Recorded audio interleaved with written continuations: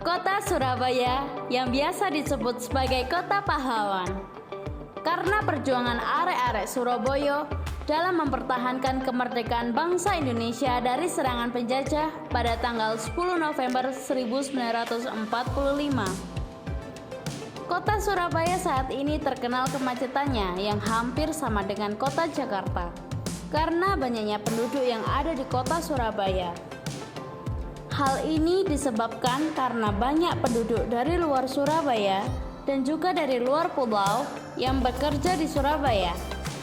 Tidak hanya faktor orang bekerja dari luar, tetapi banyak juga wisatawan domestik yang ramai ke Surabaya untuk berlibur menikmati wisata di kota Surabaya. Salah satu tempat wisata terbaru yang dimiliki Surabaya ialah Alun-Alun Surabaya. Alun-alun Surabaya selesai dibangun pada saat masa pandemi Corona. Kita bisa mendapatkan tiketnya secara online melalui situs tiket wisata Surabaya. Website ini memudahkan kita untuk berwisata di kota Surabaya, termasuk alun-alun Surabaya. Berikut adalah tata cara masuk ke alun-alun Surabaya. Yang pertama, buka situs tiket wisata Surabaya, lalu pilih alun-alun Surabaya. Yang kedua, pilih hari dan jam. Sebelum kita memesan tiket, kita dapat mengecek kuota terlebih dahulu. Yang ketiga, pesan tiket. Saat pesan tiket, kita mengisi data diri. Setelah itu, download tiketnya.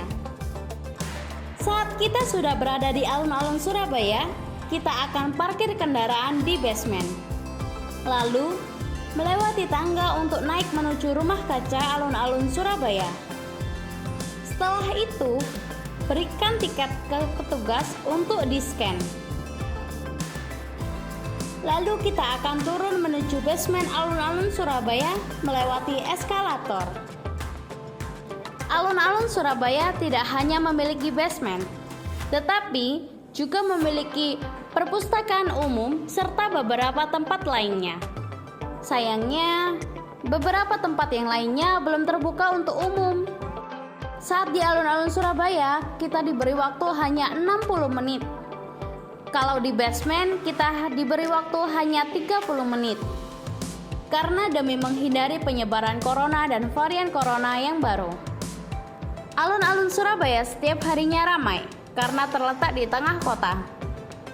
Hal ini menyebabkan alun-alun Surabaya memiliki potensi untuk dijadikan tempat wisata di kota Surabaya. Apa kata pengunjung tentang alun-alun Surabaya? Kenapa memilih alun-alun Surabaya sebagai tempat untuk berwisata?